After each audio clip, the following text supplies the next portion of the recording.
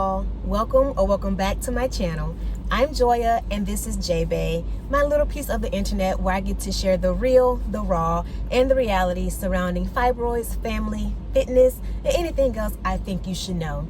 So this is not the video that I had planned to record today, but once again we got to Costco, turned around, and baby boy had fallen asleep. So since I'm just kind of sitting here making sure he stays asleep, I just figured I'd get on here for a little bit and kind of talk out loud. So if you've seen my fibroid story, then you know that I had an open myomectomy to remove a huge 24 centimeter fibroid. If you haven't seen that, then I will make sure to link it down below. Go check it out. It's a pretty crazy story. So here I am. That fibroid is out. They removed a couple others with that one, but they did leave one small one in there because they said it shouldn't cause any fertility issues. It was very small, and if they had gone in to try to get it out, it would be risky for my fertility. So they left it there, and it didn't cause any issues. So a year later, I got pregnant, had my beautiful baby, and here I am now, about almost 17 months postpartum, and the question is arising, oh, are we gonna have another baby? Are we done? Several people are asking because that's what people do. But you know, we would love to win a sibling, but it does come down ultimately to my health, right? So while I was pregnant, we found out that I had fibroids, right? I had just undergone this major open surgery to remove them. I knew they had left one, but others had already grown back. And at this point, I had the surgery like 5 months prior. So it was quite discouraging. But during that time, my biggest concern was a healthy baby, right? So I just pushed all that to the back. I just wanted to make sure that they weren't growing so much that they were taking away space from my growing child. And praise God, the pregnancy was pretty uneventful. The fibroids minded their business, and wind came out, although early, but very, very healthy. So now here we are almost a year and a half later, and we have questions, right? So I had an OB appointment, and we did an ultrasound. And she said, we see about 4 fibroids in there, right? So it's about the same number that they had seen while I was pregnant. So thankfully, no new ones have popped up. So I'm sitting there and I'm waiting to hear back about the sizes and the locations. And I just started praying because I don't know if a second baby is in our future, but ultimately I want to feel good. And fibroids, when they grow, they just plain don't feel good. They drain your energy. They give you all kind of cramps and pains and symptoms. And I just really don't want to have to deal with that again. So the doctor comes in and she's like, oh, I have great news. Yes, there are a few fibroids in there, but they are small. So then she goes over the numbers with me. And basically, one of them had actually shrunk. So at this point, she's comparing it to my ultrasound from August of 2021, which I was like 3 months pregnant at that time. So we're comparing it to our pre-pregnancy ultrasound, well, early pregnancy ultrasound.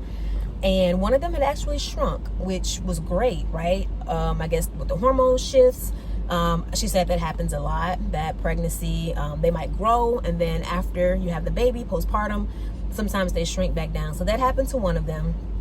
2 of them grew, but just a little bit, anywhere from half an inch, Lord have mercy, an inch, no, anywhere from half a centimeter to a centimeter. So 2 of them had grown just under a centimeter, which she said was, you know, normal growth for 2 years.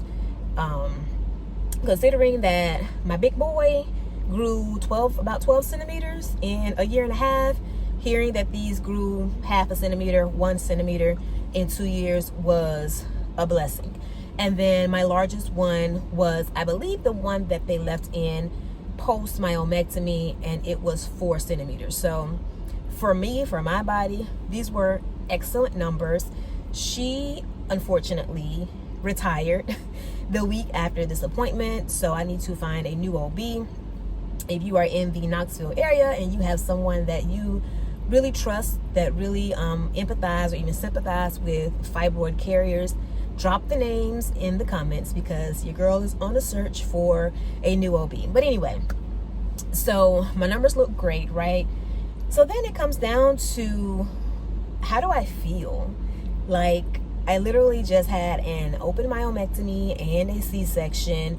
That is 2 open major surgeries in 2 years, right? So my body's tired. I'm in the process of trying to rebuild. I'm trying to rebuild my strength physically and mentally and spiritually, to be honest, because both of those surgeries kind of put me through a tailspin, to be honest. You know, it was a lot. It was a lot of emotions. I'm a God-fearing woman. But I was a little scared. I prayed through the fear, but I was scared, right? Because I didn't know if I was going to bleed out on the table. I didn't know if I'd go through all this and still can't have kids. I didn't know if I'd deliver my kid and then die, you know, postpartum. You just don't know. These things happen to people all the time. And it's nerve-wracking. So at this point, before I got these results, it was really like, if these fibroids have grown or are in a location that will interfere with fertility, is it worth having another myomectomy for a chance of getting pregnant and having another healthy delivery? So thankfully, the results were great. They were favorable. But the question still stands, because it's not like you can snap your fingers and get pregnant. I mean, maybe some people can, but that's usually not the story, right? It takes favor, y'all, to get pregnant and have a successful, healthy pregnancy. So we really have to sit and think about what does it take mentally.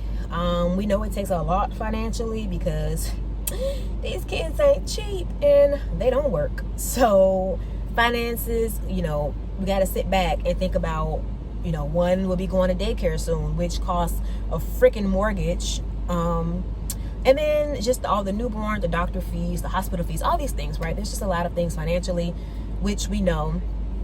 But mentally, physically, and spiritually, 1, am I ready to get pregnant again? And 2, do I think I need to have another surgery?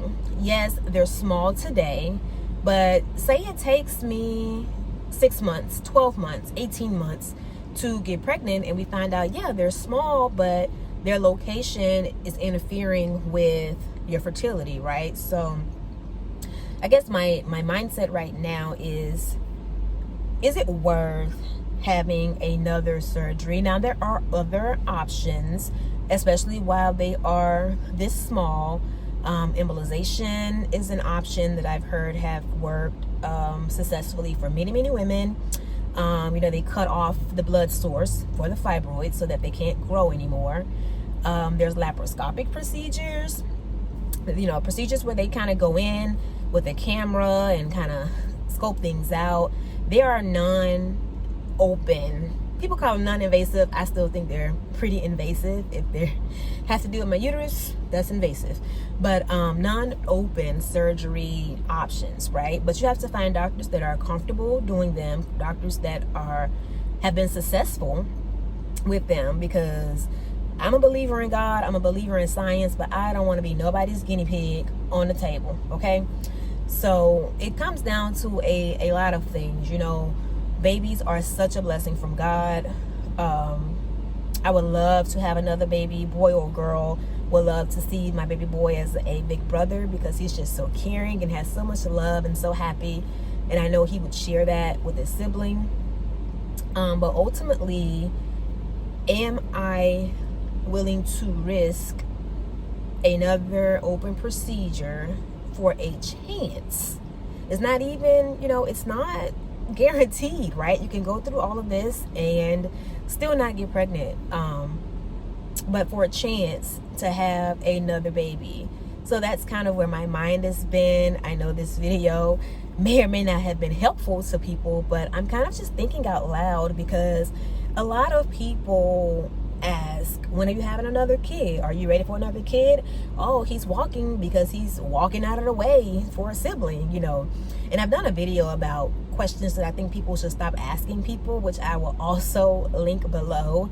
And that is one of them. Stop asking people when are they going to have kids, or when are they going to have another kid, because you truly don't know the extent of the sacrifice that they might be going through to try to have another kid. So that's kind of where my mind is at. I'm just trying to figure it all out, see what my options are.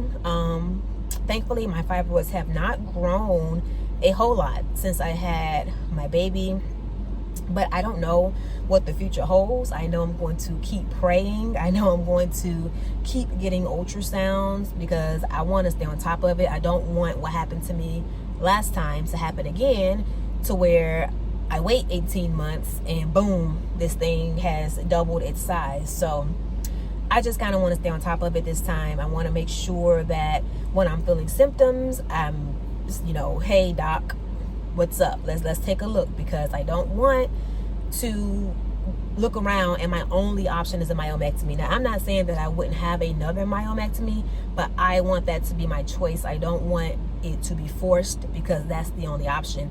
I've seen women in different Facebook groups that I'm in who've had 6, 7, 8 myomectomies for the chance to get pregnant. Y'all, do you know how much pressure that is? Do you know how much damage that could be doing to somebody's self-esteem, to their mental health, to their body? So we really have to just kind of sit back and balance everything and think of all of the risk, all of the, you know, the things that could go wrong. You know, I'm a cup half full type girl, but I'm also very realistic, and I just want to make sure I'm doing the right thing, because at the end of the day, I want to be here for my family. I want to be here to raise Winston. I want to be here to love on my husband.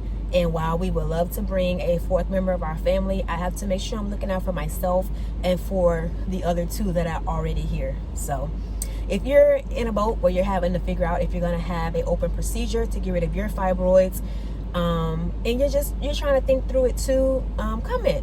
Let's talk about it. Maybe we can help each other. Maybe you know something that I don't know.